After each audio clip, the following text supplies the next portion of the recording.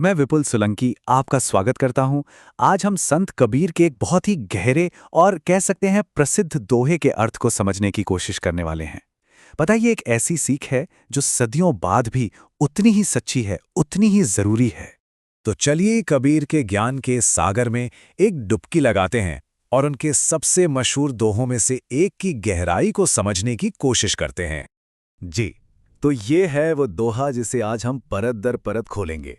कस्तूरी कुंडली बसे, मृग ढूंढे वन माहे, ऐसे घट घट राम है, दुनिया देखे नाही। ठीक है, तो चलिए इसे समझते हैं। हम पहली लाइन से शुरू करते हैं। कबीर कहते हैं, कस्तूरी कुंडली बसे, मृग ढूंढे वन माही।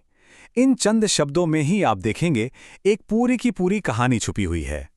और ये कहानी है एक कस्तूरी मृग की और उसकी एक कभी न खत्म होने वाली खोज की।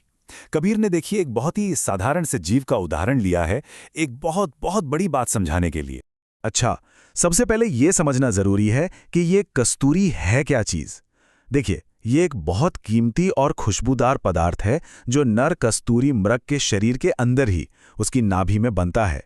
और जो शब्द है कुंडली, उसका यहां पर सीधा सा मतलब है नाभि। तो पहली लाइन का मतलब क्या हुआ कि कस्तूरी मृग की अपनी ही नाभि में बसी होती है। अब जरा उस हिरन के बारे में सोचिए। उसे जंगल में कहीं से एक बहुत ही अद्भुत सी खुशबू आती है।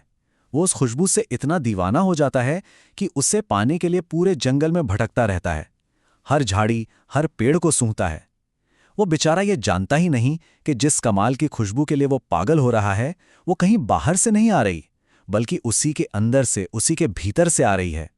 ये सुनने में तो एक खूबसूरत लेकिन थोड़ी दुखद कहानी लगती है, पर यहाँ सवाल ये उठता है कि कबीर हमें ये कहानी सुना ही क्यों रहे हैं? इस हिरन की कहानी का हम इंसानों से भला क्या लेना देना? और बस यहीं से दोहे का दूसरा और सबसे जरूरी हिस्सा शुरू होता है। ये हिस्सा मृग की खोज को सीधा हमारी अपनी खोज से जोड़ता है। अब आते हैं दूसरी लाइन पर। ऐसे घट घट राम है, दुनिया देखे नाई। कबीर कहते हैं, ठीक उसी तरह जैसे वो हिरण कस्तूरी को बाहर जंगल में खोज रहा है, ठीक वैसे ही इंसान भी ईश्वर को, मन की शांति को, सच्ची खुशी को मंदिरों में, मस्जिदों में, तीर्थों में, यानी दुनिया की तमाम चीजों में खोजता फिरता है। हम उसे हर जगह बाहर ढूंढते हैं, ये जाने बिना कि जिस चीज की हमें तलाश है वो तो असल में हमारे अंदर ही मौजूद है। घट घट राम का यही तो गहरा मतलब है। घट यानी हर कण, हर शरीर, हर जीव। कबीर यही तो कह रहे हैं कि वो परम शक्ति, वो ईश्वर हर किसी के भीतर है, हर कण कण में बसा हुआ है। तो अगर हम इन दोनों लाइनों को एक साथ रखकर देखें तो कबीर का जो असली संदेश है वो बिल्कुल साफ हो जाता है। संदेश बहुत ही सीधा और सरल है। सबसे पहले तो ये पहचानना है कि हम असल में खोज क्या रहे हैं। वो शांति है, प्रेम है या ईश्वर है। फिर ये समझना है कि उसका जो सोर्स है, जो स्रोत है, वो कहीं बाहर नहीं, हमारे अंदर ही है। और जब ये बात समझ आ जाए तो बाहरी दुनिया में भटकना बंद करके अपने भीतर की यात्रा शुरू करनी है। तो इस पूरे दोहे का सार, इसका जो निचोड़ है वो बस यही है कि असली खोज, असली तीर्थयात्रा बाहर की दुनिया में नहीं, बल्कि अपने ही मन के अंदर की यात्रा है। कमाल है ना? कबीर की ये सदियों पुरानी सीख आज भी हमें एक पल रुककर ये सोचने पर मजबूर कर देती है।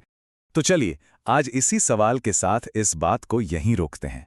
क्या हम भी अपनी जिंदगी में उस कस्तूरी मृग की तरह ही खुशी, शांति या किसी और चीज के पीछे भागे जा रहे हैं, ये जाने बिना कि वो खजाना शायद हमारे अंदर ही कहीं छिपा हो? सोचिएगा जरूर। विपुल सोलंकी की ओर से नमस्कार।